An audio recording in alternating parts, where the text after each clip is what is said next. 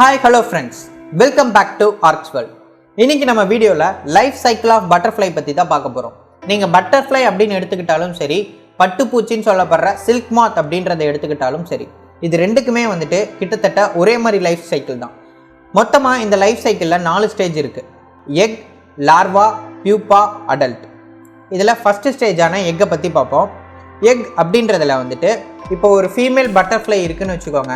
அந்த female butterfly என்ன பண்ணுன்னா, ஏதோ ஒரு பிளான்ட்டை செலக்ட் பண்ணி அந்த பிளான்ட் ஒரு மரத்துலேயோ ஒரு செடியிலையோ போயிட்டு தன்னோட முட்டைகளை வந்துட்டு பட்டர்ஃப்ளை உருவாகும் பார்த்தீங்களா. ஸோ அதுக்கான முட்டைகளை எல்லாமே வந்துட்டு லே பண்ணிட்டு வந்துடும். லே பண்ணுறது அப்படின்னா முட்டை இட்டுட்டு வந்துடும் அப்படின்னு சொல்லலாம். ஸோ அந்த மாதிரி முட்டை இட்டுட்டு வந்துடும். முட்டை இட்டுட்டு வந்ததுக்கப்புறம் முட்டையிலேருந்து வந்துட்டு வெளியில் வந்து பட்டர்ஃப்ளையோட லார்வா அப்படின்ற ஒன்று வெளியே வரும்.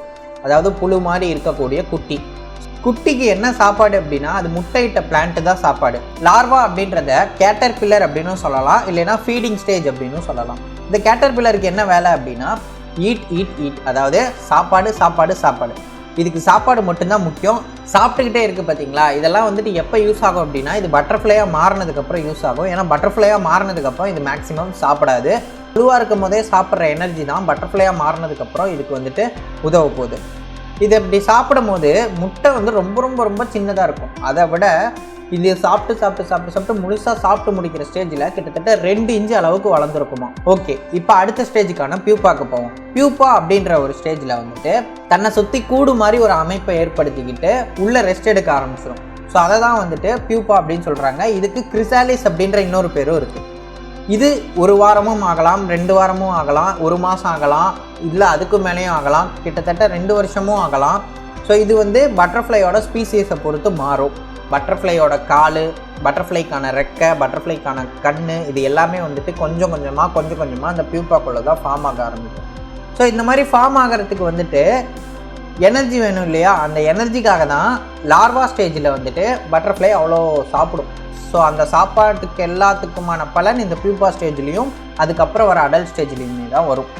ஓகே, இப்போ நம்ம அடல்ட் ஸ்டேஜுக்கு போயிடுவோம். அடல்ட் ஸ்டேஜில் பியூப்பாவை விட்டு பட்டர்ஃப்ளை வெளியே வரும். வெளியே வரும்போது கேட்டர்பில்லராக வருமானா கிடையாது, பட்டர்ஃப்ளை. அதாவது பார்க்க அழகாக இருக்கும், ரொம்ப நீளமான கால் இருக்கும், நீளமான ஆண்டனா இருக்கும். அது மட்டும் இல்லாமல் மெயின் ஸ்பெஷாலிட்டியே இதுக்கு கலரான விங்ஸ் இருக்கும். இந்த விங்ஸ் வச்சு தான் அதால் பறக்க முடியும். மறுபடி போய் ஒரு பிளான்ட்டை கண்டுபிடிச்சி முட்டை போடுறது தான் வேலை.